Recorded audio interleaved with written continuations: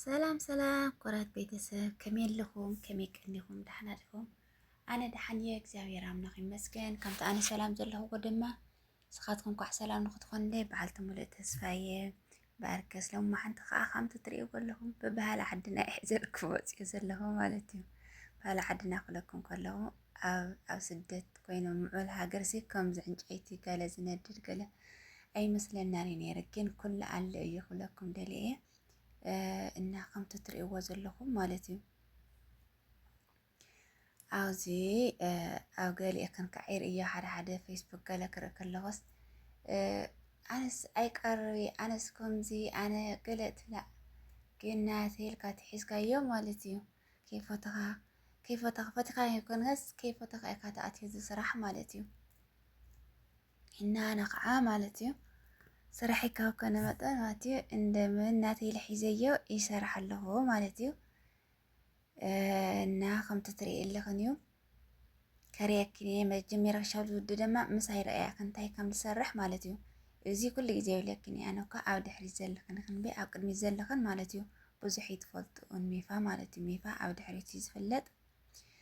إن ميفا بزح نقراتي لسرحو سماكي سرحو قجاي سرحو سجع كل نقري يسرحو إن لما عنتي كريكني يمت يزلخو مالتيو እና መጀመሪያ ልትዘድሊና ልትስጋዘው ስለ እዩ ዕንጨይቲ ይሄ ዝኣነ መሊሰሉ ዘለኹ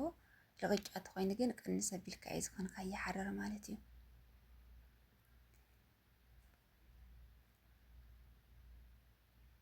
እና መጀመሪያ ከምዚ ኣቢለ ቀፂለየ ናብ ካሊእ ስራሕ እየ ከይደ ሻት ቃፃለለይ ካሊእ ስራሕ ወዲኤ ክምለስ እና የስኺ ገለ ትብልኒ ከዓ ብምስሊ የለዩ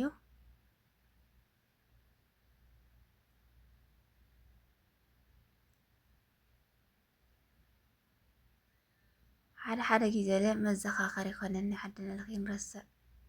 ናተቓፀልና ዝረዝረ ማለት እዩ ልኾነ ትዝታ የምፀልካ እዩ ግን ከምቲ ትሪኦ ግን ገለ ደሓን እዩ ብዙሕ ኣይኮነ ብቻ ክትእቱ ከለኻ ማለት እዩ ዝምግቢ ክትእቱ ከለኻ ዞ ደንደስ እኒአ ገለ ከይሓረረካ ኢኻ ጥንቃቕ እምበይ ኣብዚማ ብዙሕ ዘብል ኣይኮነን ማለት እዩ እና በቃ ናይ መወዳእታ እየ ማለት እዩ ሮሞዳን እያ መዓልታዊ ዝሰርሕ ነይረ ማለት እዩ ሕዚ ግን እግዚኣብሔር ይመስገን ሮሞዳን ተወዲኣትልና ኣላ ተመስገን ኢለ እየ ብእውነት ናይ መጨረሻ ኢሎም ማዓንቲ ክሰርሕ ናይ መጨረሻ እየ أو أي سرحن حامسلات عندي نا نايم أتجرش يا أخي هذي مالتي ميفاقلة هذي تري أقول لكم مالتي أنت أيده إذا تاي بقى حلكم مالتي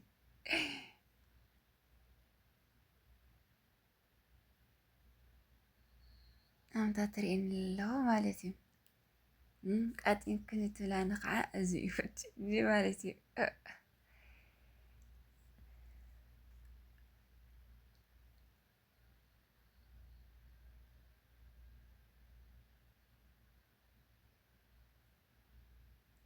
رغم الشازق أصل اللي كده متسجلنا والكيه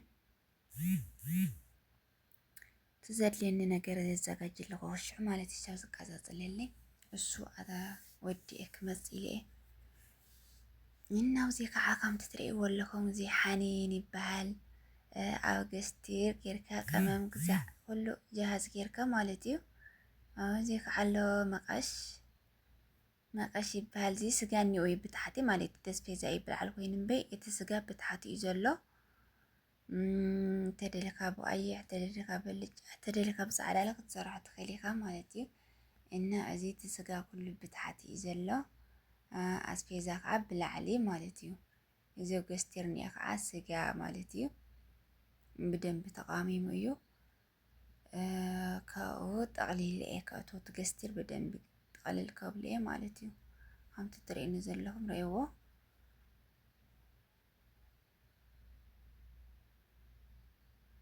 يا بلا مالتيو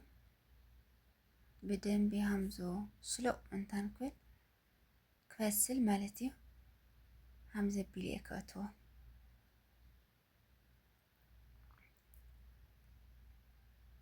እዚ ድማ ተቃፂሉ ወዲኡ ማለት እዩ። ብደንቢ ተቃፂሉ ወዲኡ ከምዚ ኢለ ኣሎ ገይሩ ዝሓዊ ማለት እዩ።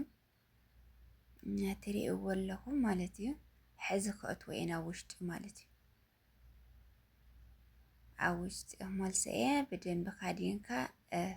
ይበስል ማለት እዩ። እዚ ድማ ከይሕረኒ ፈሪሐ ስልክክ እየ ዘውቅዕ ኣለኹ ኣይሕረኒ ጨርቀ ጥምጥም እዛ ጨርቂ ማይ ኣሊኸያ ንእሽተን ጨርቂ ኣቢለያ ጥራይ ተኮይኑ ብጣዕሚ ዘቃፅለካ እውነት ሲሉ በቃ ልብልብ ኢኻ ትብል ጥራሕካ ተእትዎ ይትኽእል ኢኻ ዓመይ እኳ ጥራሕ እያ ተእትዎ ነይራ ኣነ ግን ብጣዕሚ እየ ዝፈርሕ ማለት እዩ ከምዚኣ ገይረ ግን እትዋ እየ ካብኡ ምስ ተሓድሽ ምዃኑ ይፋ ስለዝተቐየረ ገና ስለዘይመልኦ ብጣዕሚ ዓሚቕ ስለዝኾነ ብጣዕሚ ዝሕረካ ምልእል በለ ተኮይኑ እኳ ደሓን ንእሽተይ እና ኣነ ንከይሓረር ኢለ ነብሰይ ክከላኸል ማለት እዩ ከምዚኣ ገይረ ዘእትዋ ኣለኹ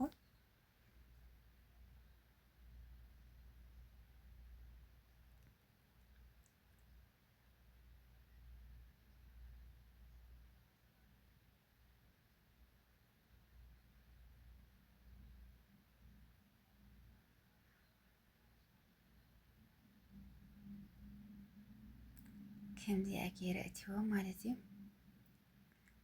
እዚ ዓይደ ክሰዳይ ብኢደይ ማለት እዩ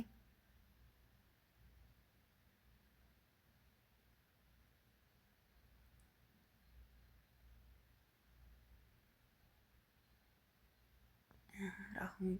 يدي بلي ጨርቂ ሰዲደ ሓሬራት ነዲመያ ማለት እዩ እና ለዚ ይመስል ምስኣተ ከዓ ማለት እዩ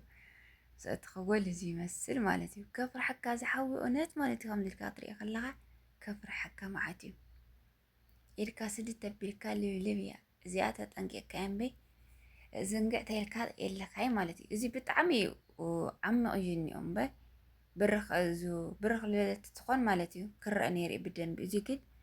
ገና እዩ ሓድሽ እኒኦ እዚ ሚፋ ማለት እዩ እና እሱ ስለዝኾነ እዩ ብርሑቕ ዝረአ ኣሎ እምበይ ጀዋሊ ከይቅረባ ከዓ ብጣዕሚ ይለቃፅለኒ ጀዋሊ ፈሪሐ እያ ብርሑቕ ገይረዮ እዚ ካሜራ ማለት እዩ